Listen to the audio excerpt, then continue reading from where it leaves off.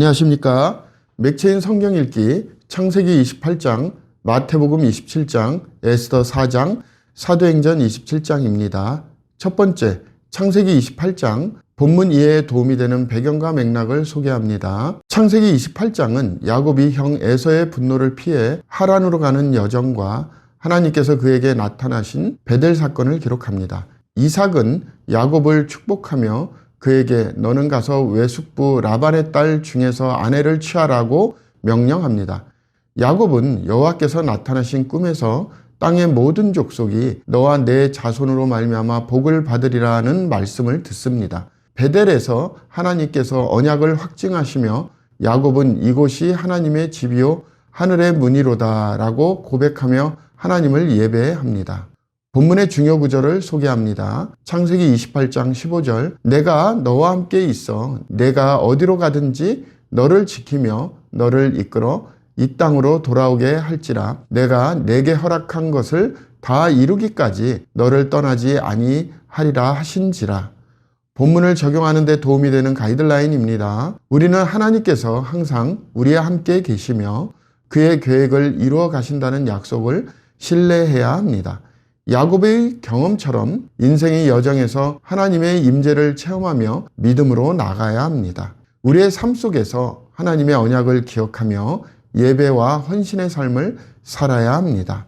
두 번째, 마태복음 27장, 본문 이해에 도움이 되는 배경과 맥락을 소개합니다. 마태복음 27장은 예수님의 재판, 십자가형 죽음, 그리고 장사를 기록합니다. 가롯 유다는 자신의 배신을 후회하며 은 30을 돌려주지만 그는 절망 속에서 자살합니다.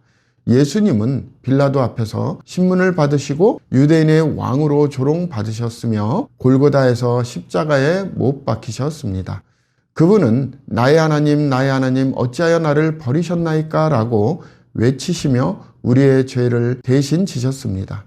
이 사건은 구속사의 정점으로 예수님의 희생을 통해 인류의 죄가 속량됩니다.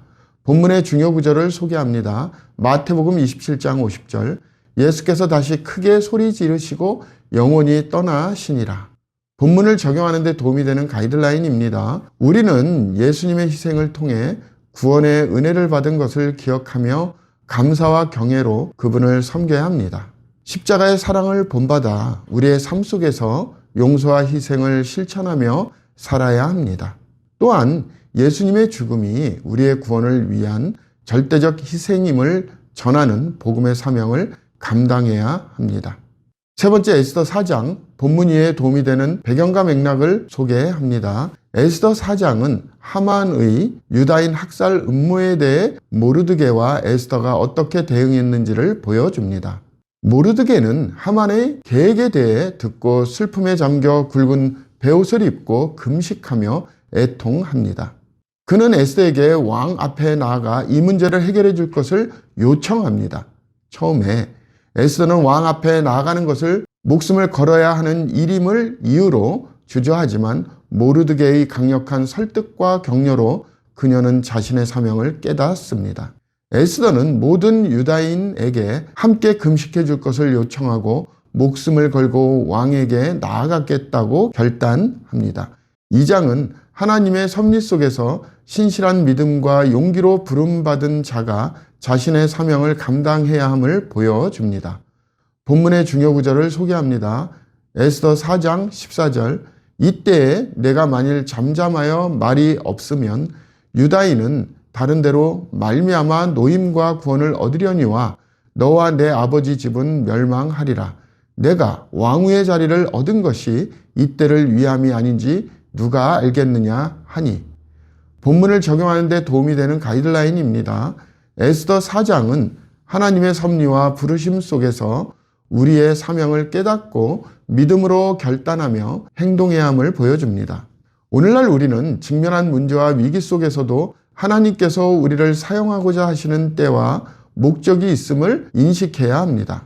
에스더처럼 우리의 삶 속에서 맡겨진 사명을 두려움 없이 감당하며 하나님께 기도와 금식을 통해 지혜와 용기를 구해야 합니다. 공동체와 함께 하나님께 나아가며 그분의 뜻에 순종하는 삶을 살아야 합니다. 마지막 사도행전 27장 본문 이해에 도움이 되는 배경과 맥락을 소개합니다. 사도행전 27장은 바울이 로마로 가는 여정 중 겪은 폭풍과 배의 난파 사건을 기록합니다. 바울은 내가 섬기는 하나님의 사자가 이 밤에 내 곁에 서서 말하되 두려워하지 말라라는 말씀으로 선원들을 안심시켰습니다. 바울의 믿음과 인내는 그와 함께한 사람들에게 큰 영향을 미쳤고 결국 그들은 모두 무사히 구조되었습니다.